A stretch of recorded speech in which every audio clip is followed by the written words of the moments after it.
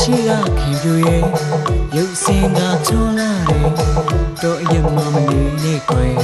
မြို့ကိုသာမခေါ်မယ်သမီးစားစကားလာမပြောနဲ့တော်သူများသာထန်နေယူသားစွာ